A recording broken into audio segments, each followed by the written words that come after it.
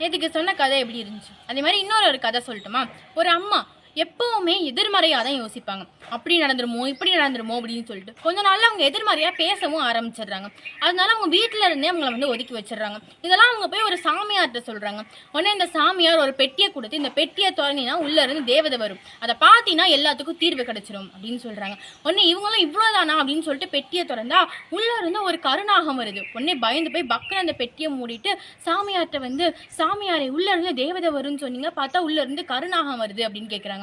உடனே இந்த சாமியார், அதுக்குள்ள திறந்துட்டியா? நான் இன்னொன்னு சொல்லணும் அப்படின்னு நினைச்சேன். அந்த கருணாகம் எப்போ தேவதையா மாறுதோ அப்போ நீ திறந்தாதான் உன் பிரச்சனைக்கெல்லாம் தீர்வு கிடைக்கும் அப்படின்னு சொல்றாங்க. நீயே இதை வீட்டில் கொண்டு போய் வச்சுக்கோ அப்படிங்கிறாங்க. இவங்க இருக்கிற பிரச்சனைல இதுவும் ஒன்னா அப்படின்னு சொல்லிட்டு வீட்டில் கொண்டு போய் வைக்கிறாங்க.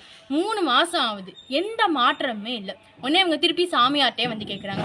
அப்போ அந்த சாமியார் சொல்றாங்க, இந்த கருநாகத்தோட சட்டை எப்போ உரியுதோ அப்போதான் அது தேவதையா மாறும். இதோட சட்டையோட பேர் என்ன அப்படின்னு எனக்கு தெரியல, இதோட சட்டையோட பேரை நீ கண்டுபிடிச்சு சொன்னீன்னா உடனே அது தேவதையா மாறிடும் அப்படின்னு சொல்றாங்க. அந்த சட்டையோட பேர் என்ன அப்படின்னு சொல்லிட்டு அந்த அம்மாவும் யோசிச்சுக்கிட்டே இருக்காங்க. உங்களுக்கு தெரியவே இல்லை. அதோட பேர் என்ன அப்படின்னு உங்களுக்கு தெரியுமா? நீங்க யோசிங்க, அடுத்த காணொலியில அதோட பதில சொல்றேன். நன்றி.